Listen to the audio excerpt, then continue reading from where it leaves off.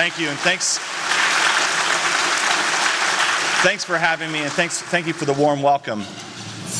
I don't know if Brian is still here. Did Brian walk out? Okay, well now I know that I can tell this story. I was always afraid to tell Brian this story, and I'll tell him this next week when I see him. But but his little joke about the vice president reminded me of this time, and I wanted to tell him, but I didn't know exactly how to tell him the story because it's funny, but then again it's not, because you don't know how somebody's going to take it. But I have a little 4-year-old daughter, and we were sitting on the house floor. We had just got sworn in, and I couldn't help but notice, but she kept like going like this, and I said, what are you doing? What are you like? I mean, and you can tell when your child is just like fixated on something and acting a little different. And I said, in her eyes, I said, what are you doing? That man, Daddy, that man. I said, what man? What are you talking about? I saw a cartoon just like it. I said, what are you talking about? Look at his legs. Look at his legs. And she was totally serious. She thought it was like the Transformers, cartoon. And she said, I want to get some of those. I said, no. I said, don't say that. Stop talking. And for the rest of the time, she was with me for an hour, and she just stared at Brian the whole time. It was, but I don't know how to tell that to Brian, but now I know that the vice president can bring it up. I think that he would enjoy the story. But let me just tell you, when you see Brian interact with our colleagues, and he's exactly right, how disingenuous a lot of our colleagues are, politicians. I think that's historical by nature, but also the media. But when you see Brian in the room, and when he's working with the members of Congress, our colleagues, you just look at him and you're like, okay, this is just a solid guy. Like, he's one of the guys, and there's not too many of them, where you're like, okay, I don't have to worry about this guy. Like, this guy's actually going to behave like normal, act normal, vote normal. He's not going to play games. And I'll tell you, I mean, he's as solid as you can get in Washington. So, Brian, thank you. And I know your constituents are here, but we give Brian another round of applause. So I wanted to start with today, because I was trying to figure out, what do I tell a group like you guys that pay attention to the news all the time. So I thought of a little trivia question for you this morning as I was preparing. And what I'll do is, I think I'll just speak for just a little while, and then maybe just take some questions from the audience. I usually find that that's most valuable to you and also valuable to me, so I know what's on your mind. But today is the anniversary. Now, if anybody in the media is out there, I don't know if it's exactly this day, but it's roughly in this general time frame. But this is the first time that a major figure talked about fake news. Now, this is a trivia question. Who was that major figure? Who was the first person to talk about fake news? Trump.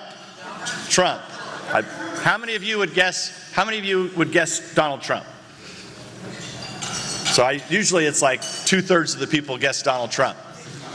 So the first person was Mark Zuckerberg. The second person was President Obama. President Obama was the first one to talk about fake news narratives that were out there and how they impacted the election. Now, what happened with fake news? Donald Trump saw that, and I think the rest of us saw that and said, well, wait a second, you guys are the ones that are fake news. And it's amazing how in just a year's time, what's happened is finally somebody's holding the mainstream media to account like they've never been held to before.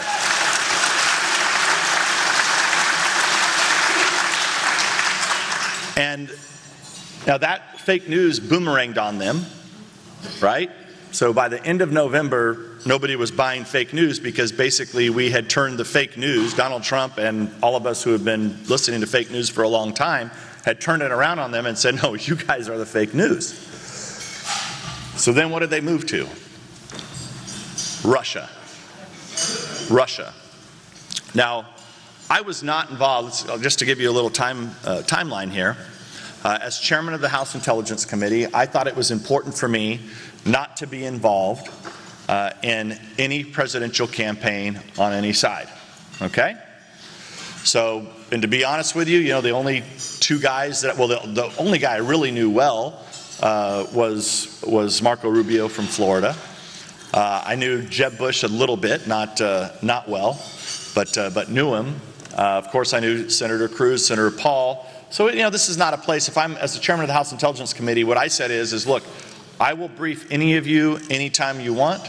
I told them whatever you need, I'll be ready for you, but I am not going to get involved in this primary until after the convention is over.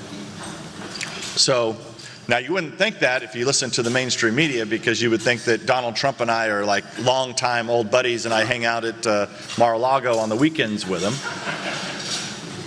So after the convention, Donald Trump's team reaches out to me, and I said, look, I'll hold an event for you in California. So I hold an event for him in California. We helped him on the West Coast.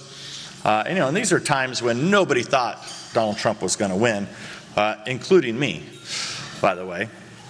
And I'll tell you, and this is how I thought, this is how I figured out, okay, this guy actually has what it takes to win, and it was basically because he was fearless. He was fearless, and let me tell you a story. So we get to he comes into California the night before. He's doing an event in Silicon Valley. So just so you guys all know, I'm not from San Francisco and I'm not from Hollywood, so don't hold California against me. I'm from basically the part of the country where everybody makes fun of. Because there's agriculture, people work with their hands, we grow things, all the things that actually matter for people. But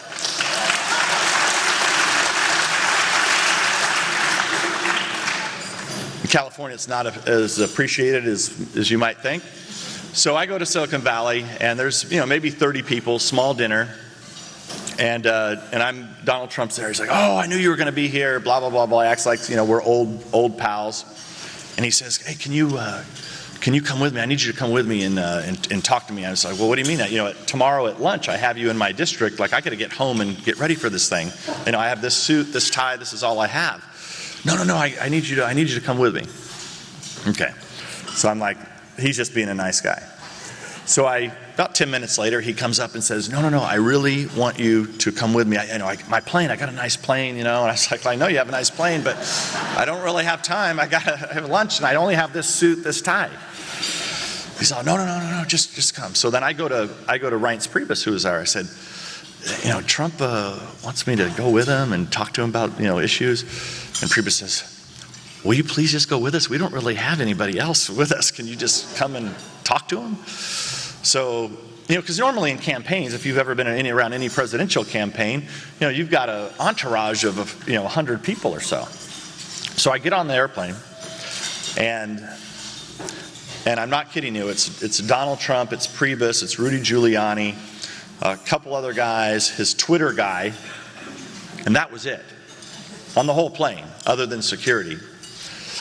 And so I said, oh my gosh, I've never seen a campaign like this. I said, there's no way in hell this guy's going to win. The guy's just tweeting from his plane and somehow going to get elected. So we talk about things, and the next morning have an event, and then and he's like, oh, you like my plane, blah blah. Yeah, I like your plane. And so the next morning, we're getting ready to get back on the plane, and I'm standing outside just off the ramp, and Donald Trump comes up to me, and he says, what do you think of my tie? And I said, and right away I thought, oh my God, is this like some Donald Trump tie or some damn thing? It's like it's a nice tie. He's like, well, you notice anything about it? I said, no, not really. It's the same tie I wore yesterday. I wore it just for you. He's like, hey, you have the same suit and tie on you had yesterday. Which was true. And but then I said, man, this guy's like actually, genuine. Like he actually did, care about me. He's like, hey, I have some deodorant on the plane, because you probably need some. So we get on the plane. We go. We get off the plane. And we're in San Joaquin Valley. And I'm not kidding you, there was probably 1,000 people lined up with Donald Trump signs, which was not the case in Silicon Valley and LA. And we get in the car, so it's one of those Suburbans. So I'm sitting here in the very back, and Priebus is here, Giuliani, and Donald Trump. And he turns around to me and says, and there's people around the airport there with signs. He says, "Hey, you think I can win California?" That was my reaction exactly. Like, I'm thinking like, and I kind of chuckled a little bit. And he's like, no, I'm serious. I'm like, oh shit, he is serious. Like he really thinks he can win. And I said, well, no, sir, you're not going to be able to win. And well, yeah, but look at all these people. I said, yeah, but you're not going to, you don't understand. I started to try to talk, technical talk. He's like, yeah, but look at all these people. And Giuliani finally goes, Donald, would you just listen to this guy? He lives here. You're not going to win California. And then he turns around to me and says, yeah, but look, and he's getting a little bit upset. Now, at this time, remember, we're like at, he's like at 42% in the polls, and we're going to, the Senate's gone, and now we're going to lose the House of Representatives. So I don't have a lot of patience, right, for, stupidity. So I said,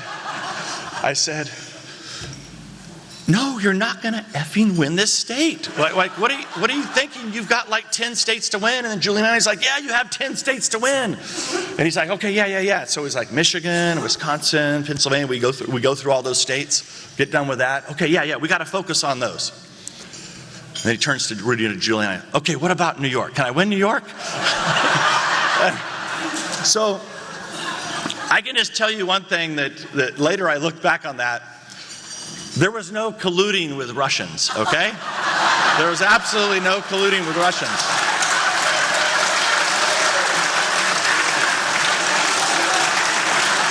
Donald Trump won because he did it on his own, because of his instincts and his willingness to go fight on battlegrounds where we had never fought before. That's why he won.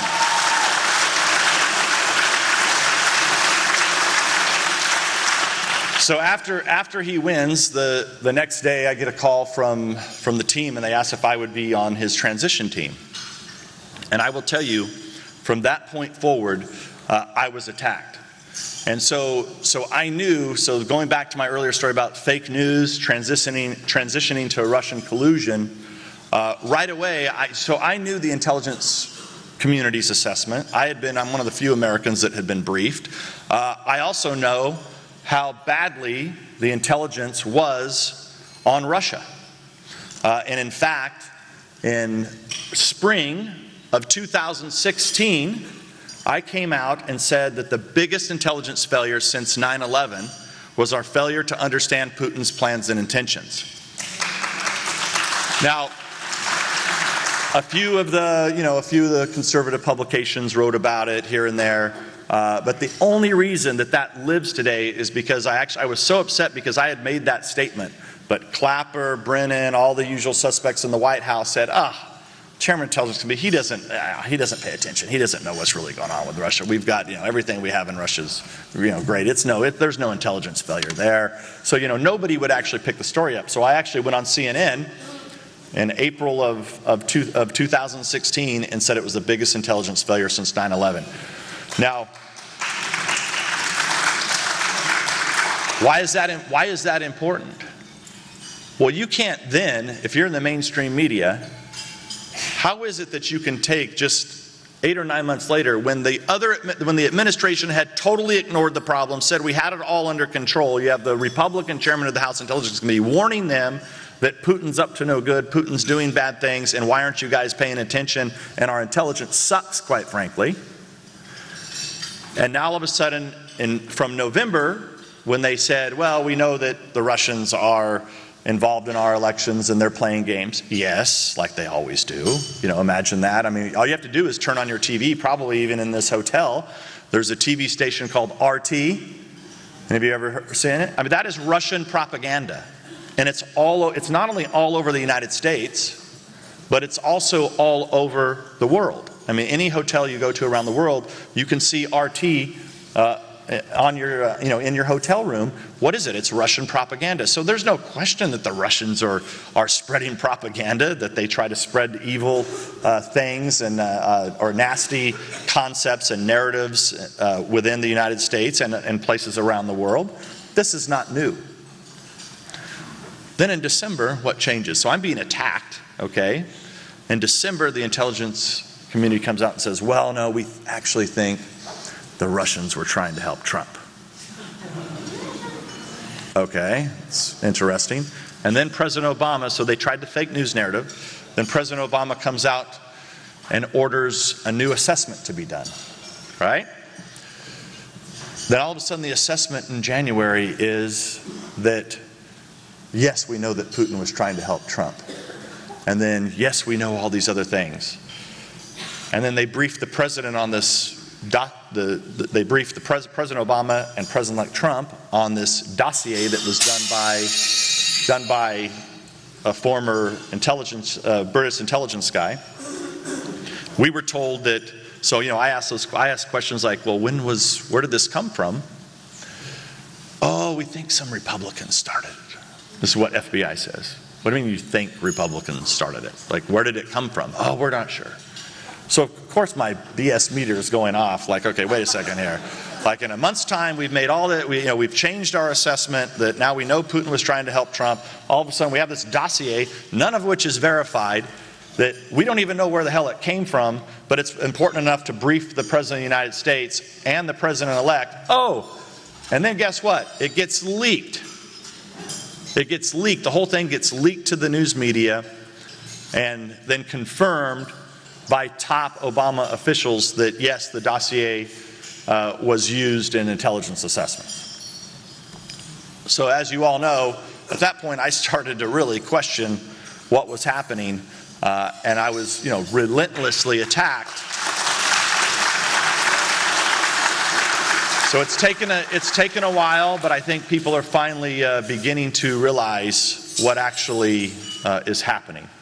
We finally discovered, after a lot of work, who paid for the dossier. For those of you who don't know, it was the Democratic Party and Hillary Clinton's campaign. So with that, I just wanted to get that off, and I'd love to take just a few questions. I know we have a few minutes here, but I'd like to just take a few questions if anybody has them. Yes, sir. I don't know if we have a mic here, but I think we do. Tom. My name is Tom Patrick. I'm from Florida. I'd like to commend you for what you're doing and what you're about and your attitude. Watching Congress in action always brings to mind the Wizard of Oz. The Wizard of Oz had a lion, and the lion needed courage. And the Republicans are just like that lion. They have no courage, except for guys like you. Well, thank you. A couple of you. Now, I have one very specific question. Throughout this whole hoopla, we've been told 17 agencies agree that the DNC was hacked by the Russians. It is my understanding that the government has never looked at the DNC's software work or anything else. It's all been based on this CrowdStrike. They have one source. It's like telling me that everybody in this room is willing to support one statement. And the only guy making the statement is me. Oh, the mic. Oh, the only guy making a statement is me. Why would you believe me? Why can it gets quoted over and over that 17 intelligence agencies who are all basing their information on one guy who's not a government employee. But we never tell people that. The only guy who tells people that is Rush Limbaugh. He's the only guy. Yeah, so let me tell you about, just to clarify, so it's not, no, thank you. So it's not 17. It was not 17 agencies that came up with the assessment, it was 3. Okay? And they love to say it was 17, but it was actually 3. And we're looking into this intelligence that was gathered. Of course, we're likely going to be attacked because our assessment is not going to be. Yeah. So here's the thing. The DNC would not let the government look at their computer. Okay. So the point you bring up is one that is really I think important for people in Australia. But let me tell you something that's more important than that. every day in this country, the Russians, the Chinese, probably the Iranians, North Koreans, and other bad actors are trying to break into anybody who might have some type of political intelligence. So to say that, did the Russians break into the DNC? Well, I'd be embarrassed for the Russians if they didn't try to break into the DNC. So I'm quite sure, they're almost stating the obvious that Russians broke into the DNC, okay? But when you try to tie that to whether or not it was, did they actually pull those files and leak those files and all the things that they've tried to string together, it's tough to prove that. But I think in the big picture, though, bringing you back to what people have to focus on is that, I'm not sure that there's any proof whatsoever that the Russians had anything to do with Trump. And one of the things that I said when I just stepped aside from leading the Russian investigation, first of all, I stepped aside because there was never any evidence of Russian collusion. It was total nonsense from the beginning, so it was wasting my time. And secondly, you knew that, if I stayed there, they were going to continue to make me the story, the media. And so what I said is, look, I'll put a team together, they'll run the investigation, and guess what? Here we are, 7 months later. You know how much evidence we have of Russian collusion? Zero. So, Congressman, here's one more question. Yes, sir. Over here. Congressman. Oh, I'm sorry. Over here. And then we'll go back here. Then we'll go back here. We'll come here, then we'll go over here. Go ahead, ma'am. Sorry. These will be the last two questions. Okay. Hi, I'm also from California, or as we at the table call it, occupied territory. Yes. My question for you is, it's very discouraging and hugely disappointing to believe that our intelligence agencies have become politicized. But I don't think that people like myself and anybody who's paying attention can come to any other conclusion. Particularly, you had Clapper, you had Brennan. They're gone, but what about the people who remain in place? Mm-hmm. I remember when Nancy Pelosi lied about the CIA, and knowing that she had claimed that she did not know about enhanced interrogations, yet she was at a meeting where she was, and the CIA didn't say anything. Yet if anybody in the Trump administration comes out, they're all over it. Yeah. So, I mean, do you feel that the agency has become overly politicized? It shouldn't be at all, actually. Let me first say that, so I spent a lot of time overseas visiting men and women across the globe that work for those 17 agencies that you always hear about. These people do really difficult work, and it's very dangerous work, and we should be very thankful for the work that they do. So I see no problem overseas with any of the people that are out there doing the work, because they don't have time to be political, and a lot of times they don't even pay attention to what's happening in Washington back at their headquarters. Now, State Department, that's another story, but we'll leave that for another day. In Washington, there's a lot of problems, without question, and you're beginning to see that now, and it's taken our investigation to uncover this, right? So for a long time, as it related to Russian collusion, where we had that investigation going on, one of the things that came from that was an investigation into the investigators. So we opened up an investigation into the investigators basically late July, early August, because they had not responded to very simple things like, do you know who paid for the dossier? Can we possibly get a meeting with these people who were involved in the dossier? So all of these things led us to open another investigation that led me to send out the subpoenas that then led to the Fusion Bank records, right? That then is how we actually finally found out that this was going on. right, that they were being paid by the DNC and the Hillary campaign. And we're still in court. They're still blocking, Fusion is still blocking us from getting the rest of their bank records. Now, I can't imagine that they're in court trying to block us from getting their bank records unless there's something in those bank records. You guys all agree with that? So there's more to come. I will just tell you on the fight against the people who are supposed to be doing their jobs in Washington. It's not an easy fight, as you know, because I have to get all of my colleagues to support me in that fight. Because it's always been, since I've been in Washington, and I think this is I think some of the frustration is no one ever wants to take on the executive branch, right? Because we want, sometimes for good reason, we want to believe that the FBI and DOJ are above board and they're the nation's premier law enforcement agency or the world's premier law enforcement agency. So smart. However, I don't think you can't say that everything's been above board if you look what's happened over the last year and a half. So we continue to investigate. There'll be more news on this as we begin to pull back some of the more the onion peel we pull back, the dirtier it becomes. And it's Congress's job to get to the bottom of that.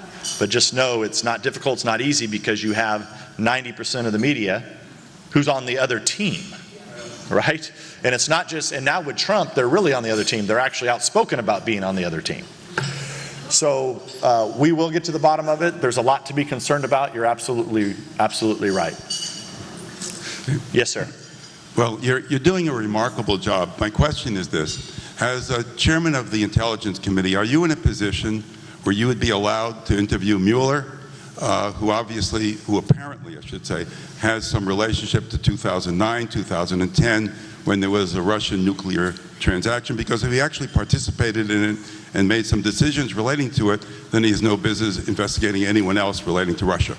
Yeah. So as you know, Trey Gowdy, who's now the chairman of the Oversight Committee, him and I opened up an investigation a few weeks ago into the Uranium One deal.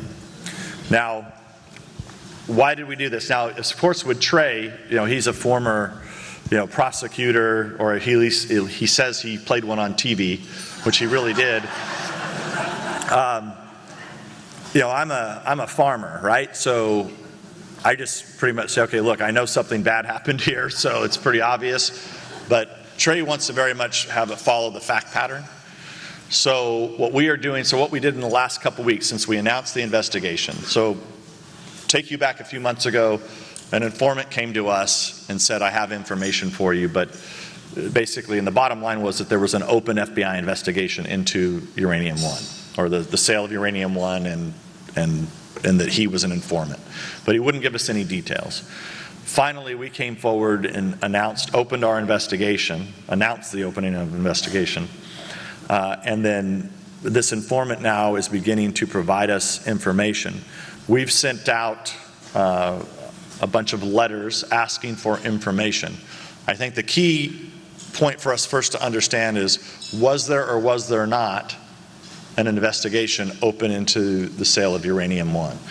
Once we figure that out, then we have to determine of the approval process, the CFIUS approval process, not to get in the weeds, but was that done properly? Did the FBI inform CFIUS, or was there a breakdown of communication there? Now, there's always a lot of coincidences with the left, right? So, I never believe any of it, but especially now. But Trey Gowdy, and I think rightfully so, wants to methodically go through this. So the answer, to Mueller, if he has involvement in it, we're going to interview him. I mean, that's the bottom line. But I will just say in closing, there's a lot more to come on this issue that I can't talk about right now. Okay, so we're not going to give up, but we need your support.